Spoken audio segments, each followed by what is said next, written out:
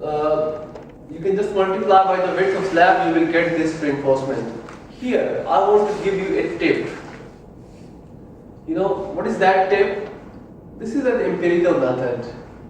Okay, we have satisfied certain set of conditions in order to get the reinforcement. You can increase this reinforcement by some percentage for your own safety. Do you understand or not? Yeah. For example, some designers, what they do, they just increase by 20%. They say there could be some unexpected loads, there could be some unexpected quality issues, there could be some unexpected live load conditions. So you can increase this by 20% or 30%, but not more than 50%. It's too much. So you want any increase in this reinforcement, or you want to use it as it is? 10% maybe, or 10%? 20%? 20? Okay. This is a tip.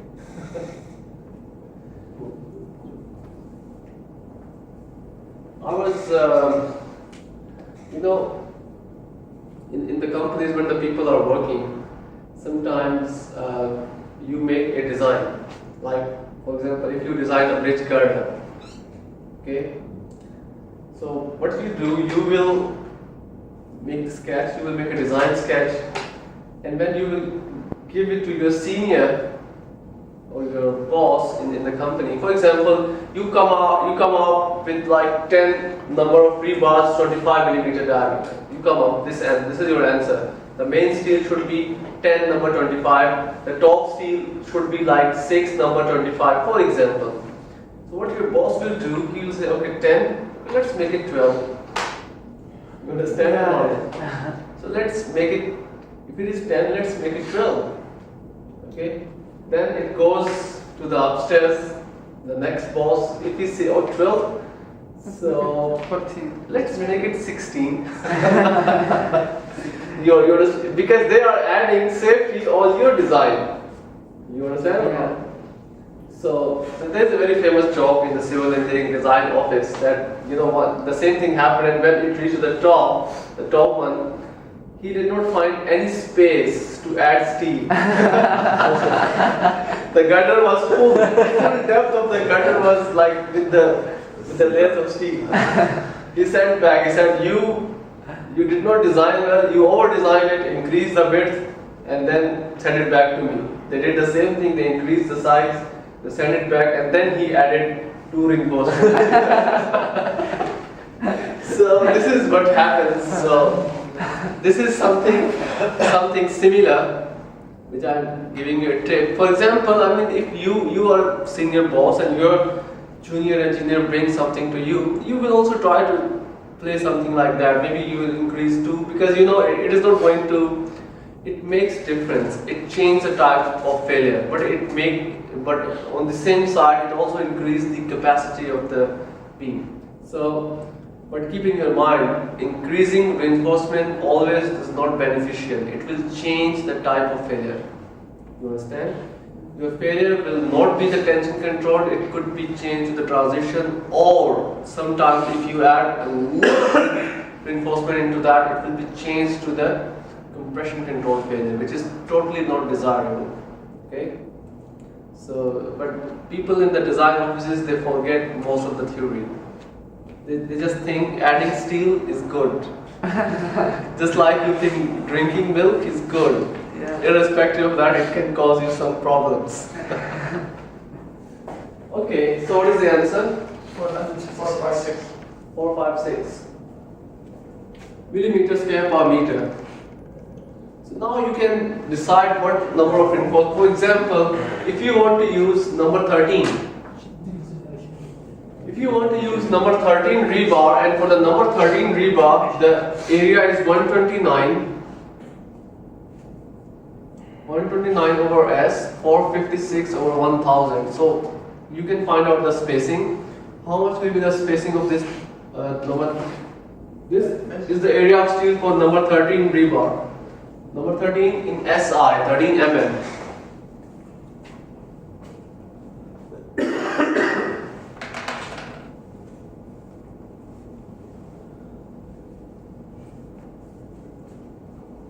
28. 282. Finish.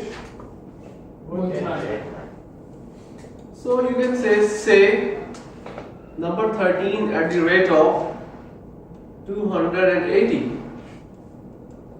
So this is your first spacing for the top steel. Now what about the bottom steel? Let's talk about the bottom steel.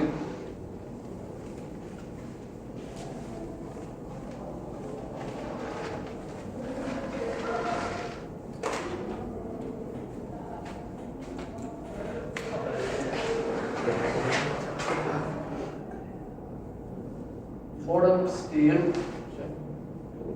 Again, it is according to that empirical method, it should, if all these conditions are satisfied, you can take it 0.570 millimeter square per meter.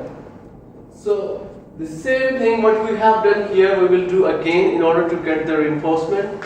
For 1 meter width of the slab, you want any safety factor? We use the same, and we will get the how much?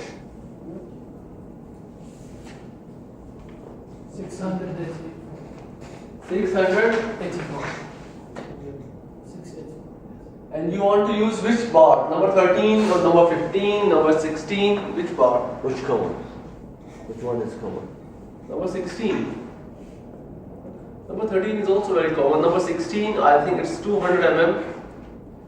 If I'm not wrong, number 16 is 200 mm. So number 16 rebar 200 mm square over S 684 over 1000. So how much is S spacing of steel? 292. 292. So if I am a designer, I am designing this bridge, what I will do, I will use say number 16. I will make them equal. Because it's You understand or not? So I will make them equal so that it's very easy to make a cage and to put, so the labor will not do any mistake. If you change the spacing very frequently, there are more chances that the people who are working on the side, they can do mistakes. But if it is same, then no, it is fixed, 280. Okay, so this is what we have designed the slab, and now we have to make the cross section. Okay, now I'm going to make the cross section of the slab.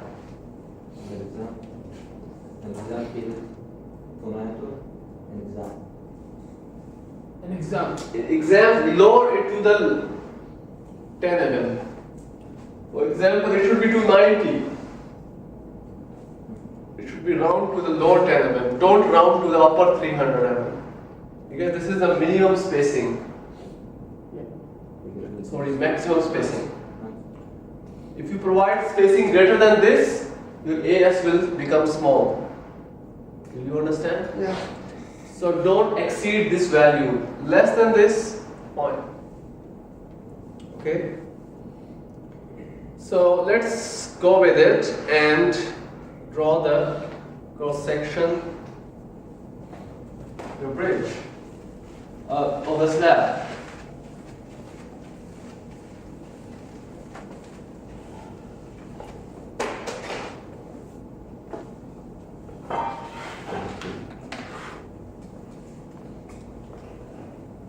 You know, in 2015, there were some students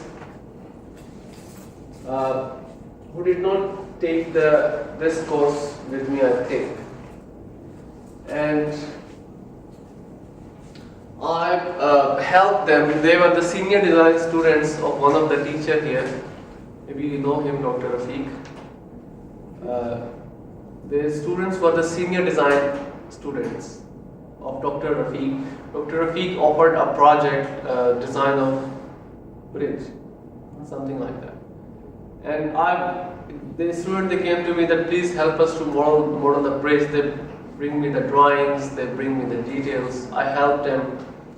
I just told this is how to model. They made the video of my lecture, what I explained to them, and then they repeated the same thing in the presentation. But in the presentation, they had a very bad time because they did not know anything. They did not know what is HL93, but they were showing the truck. For example, they show in the model the truck was moving over the girder. But when the people asked how much is the load of the truck, they said, they don't know. They said, I told them this is how to find out the number of lanes. I'll tell you how we can do that. So they have shown the lanes, but they don't know this is the actual lane or it is the design lane.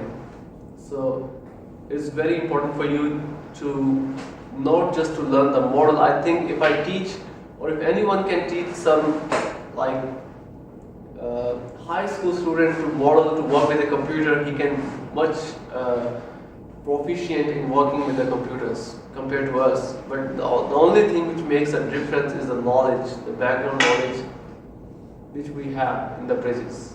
Okay? So I would recommend you that please read before coming to this class. I don't want you to sit in this class as a stranger. You understand? Because after some time you will feel that now the things are going high, and you may feel that you are not able to grasp what is going on in the class. So it is my suggestion as a senior. Okay, maybe if you don't understand as a teacher, as a senior, I would suggest you to put your focus before coming in this class. At least revise, not with respect to getting good grade, but with the idea of having good knowledge. Okay. So let's draw the cross section. The cross section is very simple.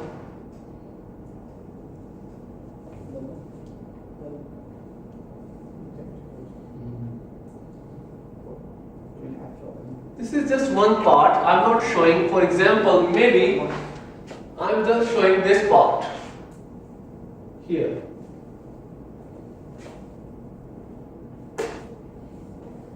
And again, the drawing is not on scale, the girders are on the reduced scale.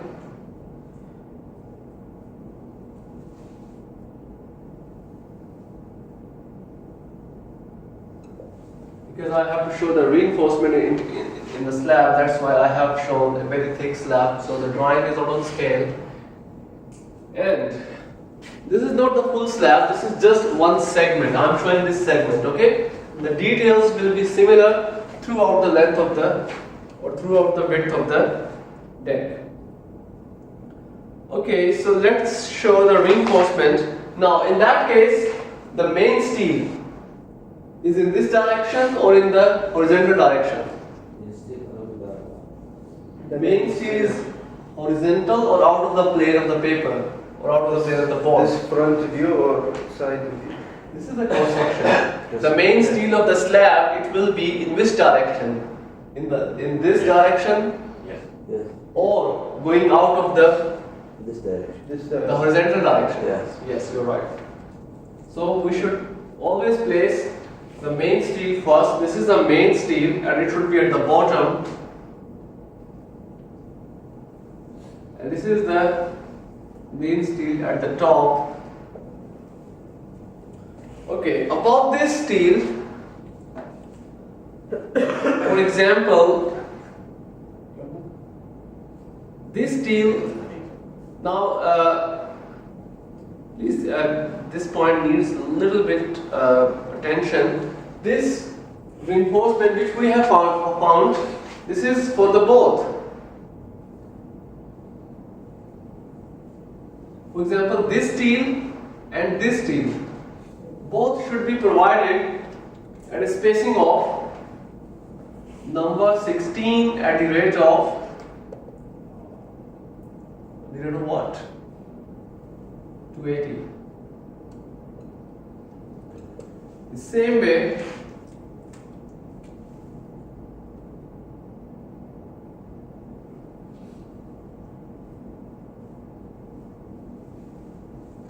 this is the top layer, and this steel both have the spacing number 13 at the rate of 280 mm center to center. And how much is the total depth of slab? Total depth of slab in our case is 200 mm. Is it true? 200 mm. And this is what we have to show. This is the cross section of the slab here. The girder steel I'm not showing. Now if this girder is not monolithic, it means the girder is separate and the slab is separate, you have to provide here the shear connectors. Yes.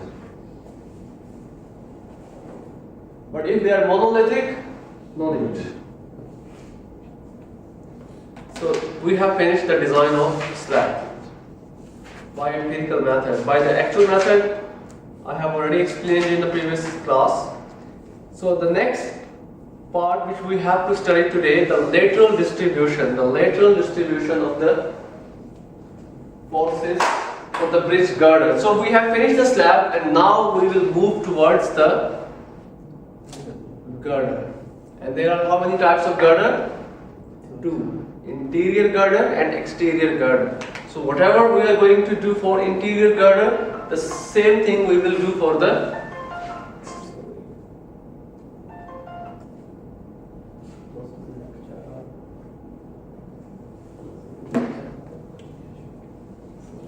okay, so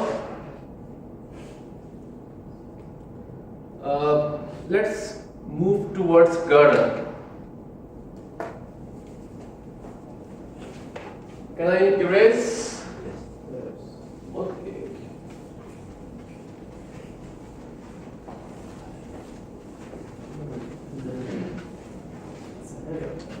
You don't want it. You must be very happy. You have learned the design of slab. You are happy. You are not happy? No, I am happy. Are you happy? Yes, of course. Very happy.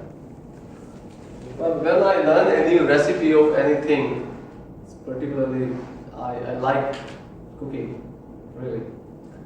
I'm very happy. And when I try and it becomes tasty, I become more happy.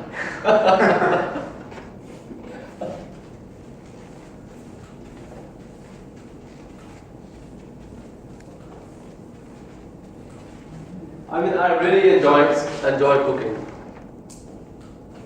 Like solving mathematics, like solving structural analysis problems. The same joy I get when I do some cooking. Open restaurant. Sorry? Open restaurant. Open a restaurant? Yeah, I have a plan. Maybe in my retired life. I have a plan that evening time I will run a restaurant. Morning time I will teach structures, and evening time I will run a restaurant. In that restaurant I will be cooked by myself. Okay, so let's go next. So the design of girders, so now actually when I'm saying the design of girder, it has two parts. Number one, the force calculation, and number two, design. Okay, but in the design it includes all of this. So first of all, we have to decide the number of lanes. How many number of lanes we have?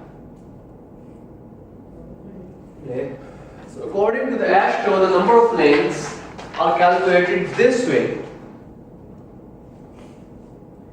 Total clear width of the bridge. How much is the total clear width of the bridge?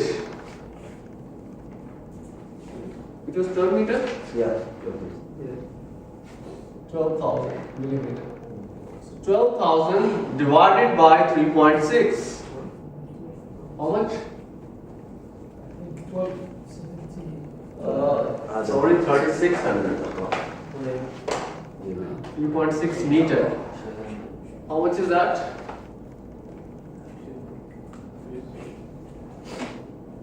3.3. So what we should do? How many number of lanes? How many number of lanes? Design lanes. 3. You're right. Yes, 3. According to the Astro, we should round it to the lower integer. Number of design lanes.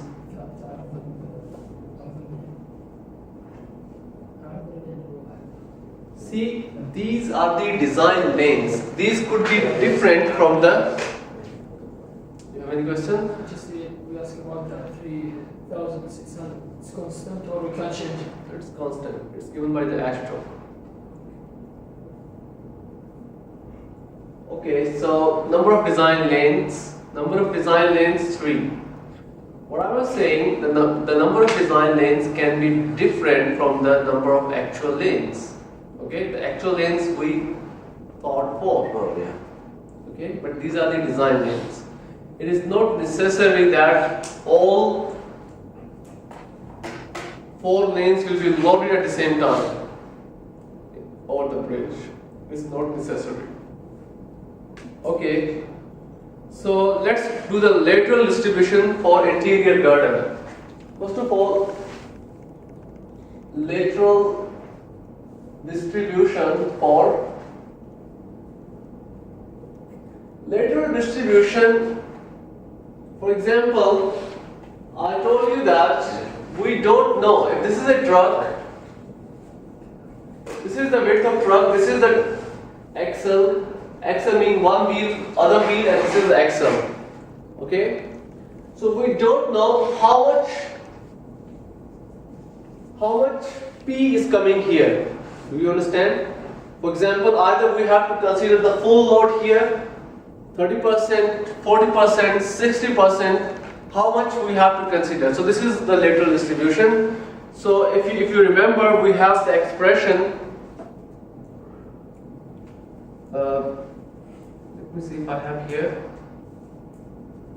in this lecture.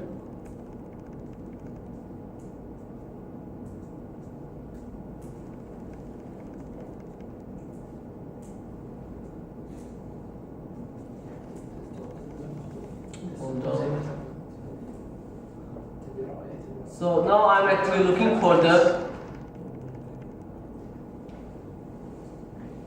Okay, I just write the equation here. I know the equation. What is the equation?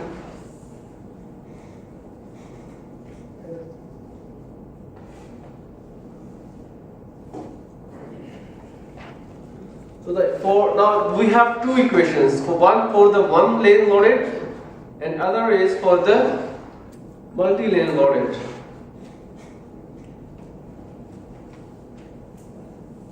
Now let's go for the one lane loaded.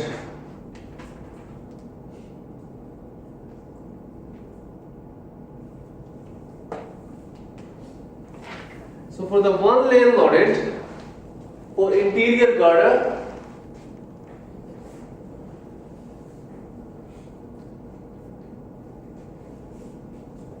so we will find two cases. Number one, when there is one lane loaded. So in one lane loaded, we have G is equal to 0.06. This is G is this factor plus S over 4300 raised to the power 0.4. S over L raised to the power 0.3 kg over LTS cube power 0.1. And this factor, I told you, we should take it equal to 1. We can take it equal to 1. So what is S? Spacing of the girder. Spacing of the girder, not the span. The girder spacing is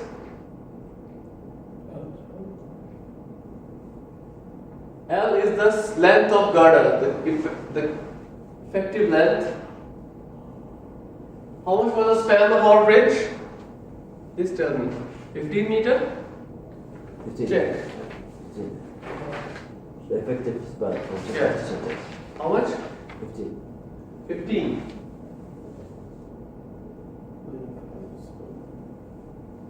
And this factor is 1. So you can find G. Doctor, so for L, the whole length, the whole span, the Girder. yeah, Factor. the S, the space between the girl. Spacing between the girders. Center to center, both. How much is G? 0.49. 0.49. Now, I told you that we have a multiple lane presence factor, multi-lane presence factor. For one lane loaded, we have to multiply this value by 1.2 G. You know, if there is only one lane, it is loaded, there was a factor M. Do you remember or forgot? Yes, sir.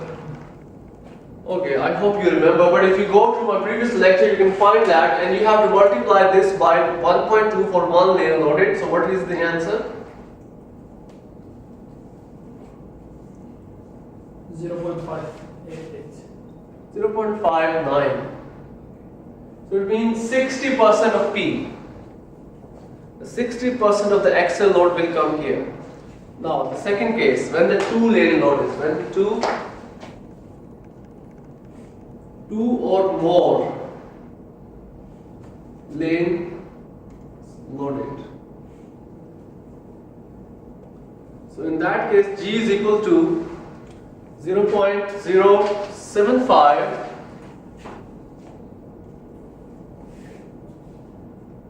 plus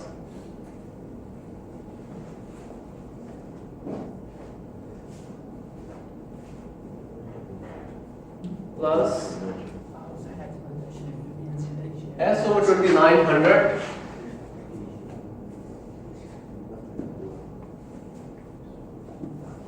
raised to the power 0.6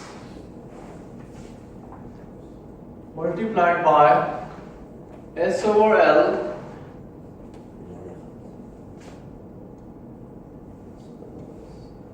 multiplied by kg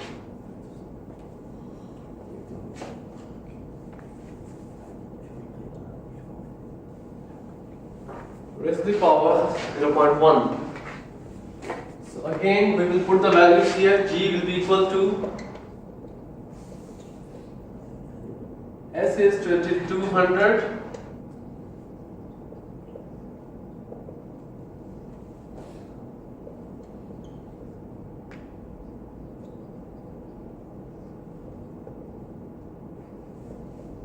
So how much is G?